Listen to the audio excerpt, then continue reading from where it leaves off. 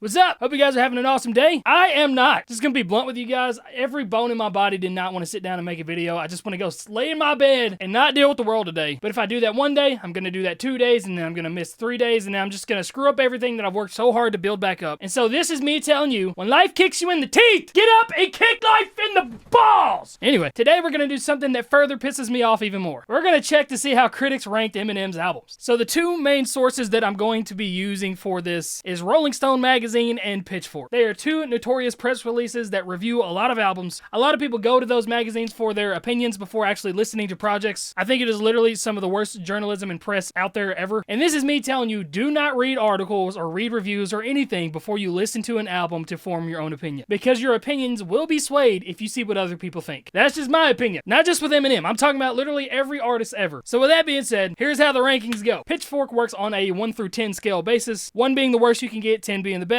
And then Rolling Stones works on a 5-star basis. I think a half a star is the lowest you can get. I've never seen anything get a 0 star. And then a 5-star is the best that you can get. Also, neither of these press releases have reviewed Infinite, but I think we can all agree that Infinite is probably the worst Eminem album. We don't really count that. So we have 11 albums that we're going to be going through. So with that being said, let's finally put an end to the album discussion of which one is the best and which one is the worst. Because the critics always get it right. Always. Every time. But okay, coming in at the number 11 spot with a 2.8 out of 10 on Pitchfork and a 4 out of 5 star on Rolling Stone, kind of differing opinions there, we have Eminem's Recovery. Yes, according to critics, Recovery is Eminem's worst album with an overall score of a 6.8 out of 15. Pitchfork really shit all over this one. But this is Eminem's most commercially successful album of all time. There are so many songs on here that either have over 1 billion streams or are approaching 1 billion streams. I think there's some super underrated songs on here. I really like the song Untitled, and I feel like not enough people talk about that one. But Cinderella Man is on here, No Love is on here, Love the Way You Lie, Not Afraid, and countless others. I feel like every other song on this just absolutely blew up. But yeah, those people over at Pitchfork were not happy. So yeah, according to the critics, Recover, Eminem's worst album. Nosediving its way into the number 10 spot, you see what I did there, with a 5.0 out of 10 on Pitchfork and a 2.5 stars out of 5 on Rolling Stone magazines. The most 50% album of all time with a 7.5 out of 15. We have the first surprise album, Kamikaze. I still personally really like Kamikaze. I'm always going to have a soft spot for it because that is when my YouTube career started, was right after Kamikaze happened. That's at least when I gained 100,000 subscribers in a month, and from then on is when I was a full-time YouTuber. And I really only can think of like 3 songs on the album that I kind of skip, but the rest of them are super tolerable for me to listen to. It's just fun. I don't have to think too much. He's angry, and I love angry Eminem, but the critics do not, obviously, because he's shitting all over them in this album. And he's shitting all over them because they didn't like the album previous to this, which we haven't even gotten to yet. So obviously critics are going to be more butthurt about this, and they're going to rank it a little bit lower. But as a consumer and a listener, I definitely don't think it's Eminem's second worst album. But yeah, Kamikaze, second worst album, 7.5 out of 15. Coming in at the number 9 spot with a 4.8 out of 10 on Pitchfork and a 3 out of 5 stars on Rolling Stone magazine, we have the brand new release of The Death of Slim Shady. We're in some deep waters here. I think we are all super fucking surprised that a specific album hasn't been mentioned yet. We're 3 albums deep, but yeah, with a 7.8 out of 15, the newly released Death of Slim Shady is the 3rd worst Eminem album according to critics. I thoroughly enjoy this album. I do have some skips that I don't particularly care for, and it's not even that they're skips, it's just there's other songs on the album that I enjoy far more. But there's like a 5-track run on this album that is just monster after monster after monster of a song. I could deal without the last 5 songs. I always say I wish the album stopped after Guilty Conscience 2. Maybe that would have helped them a little bit more, but maybe not, because the entire album is focusing on cancel culture, and obviously articles and press releases and journalism is a huge part of cancel culture. So again, they're not happy that they're being rapped about. All of them are being dissed, so they're gonna drop the score immediately, I feel like. So far, I personally agree with absolutely 0 of the rankings so far. But yeah, Death of Slim Shady, 7.8 out of 15, 3rd worst album. At the number 8 spot, we finally get the album that I think is the worst album, with a 5.0 out of 10 on Pitchfork and a 3.5 stars out of 5 on Rolling Stone magazine. We've got Revival. I know it's popular to shit on the album, and a lot of consumers consider this the worst album, but as a consumer that doesn't like to be swayed by a lot of people's opinions, this is the worst album. I've tried several times, and I've done videos on this trying to enjoy the album, going back and listening and seeing if it was just hype train that it was so bad. I just can't listen to it. There's a handful of songs that I still listen to, and the rest of them I forget about forever. I think Heat is legitimately the worst Eminem song to ever exist. Yes, above Fack. At least Fack realized it was making fun of itself. Heat was trying, and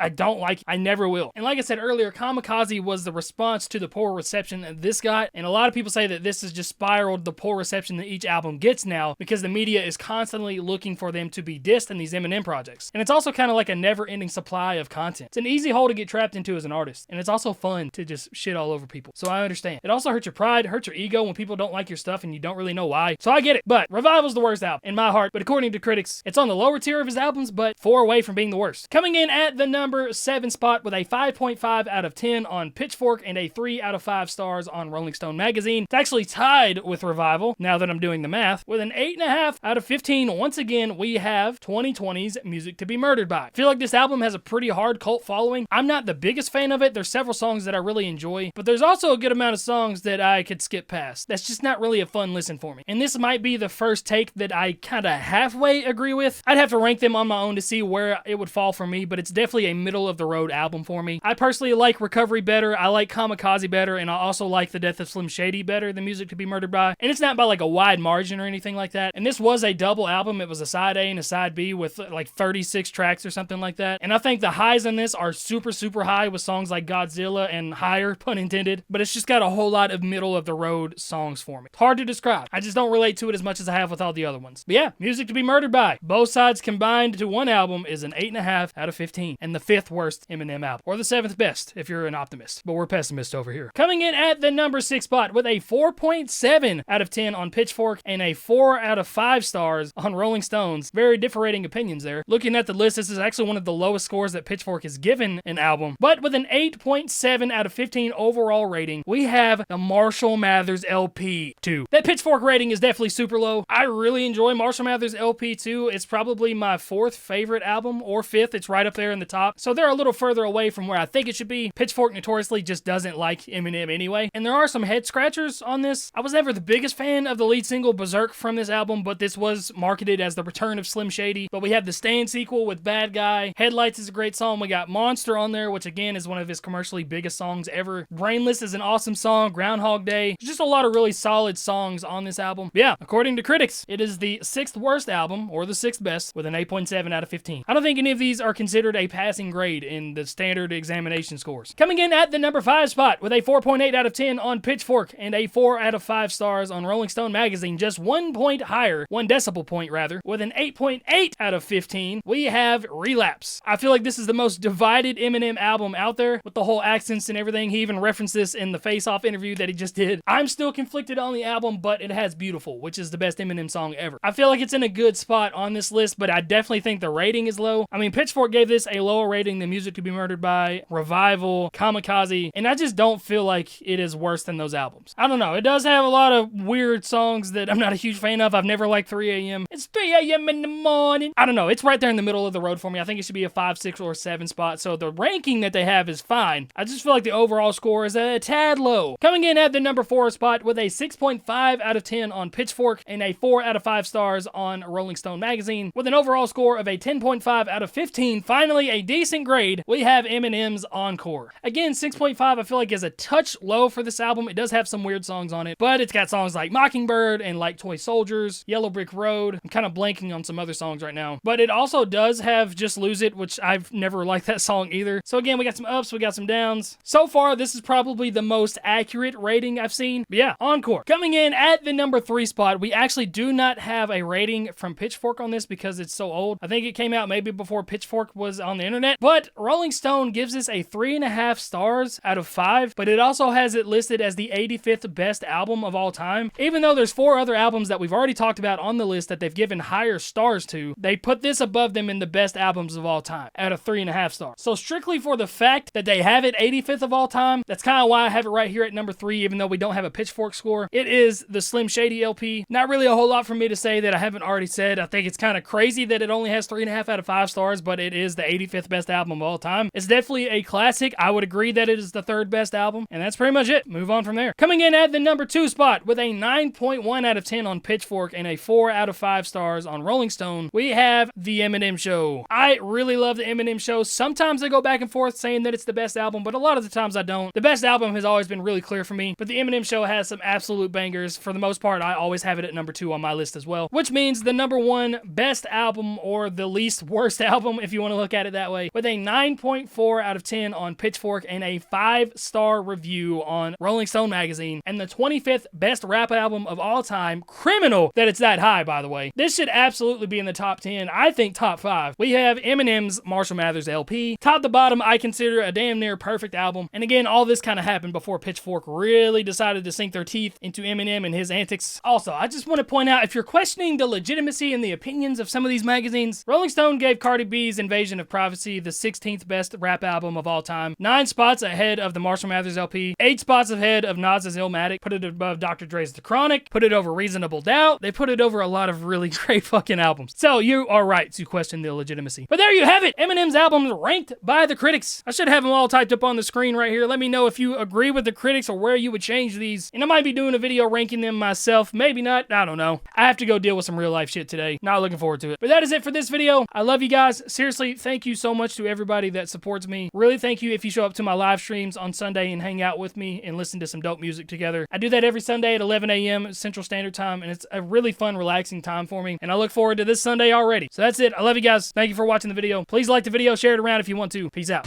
Seems like every now and then I try to pick myself up from these lows. How can I expect to do that? I don't even feel like picking up my phone. I'm stuck somewhere between one and someone there all the time. But sometimes I don't have enough energy to even stay on the line.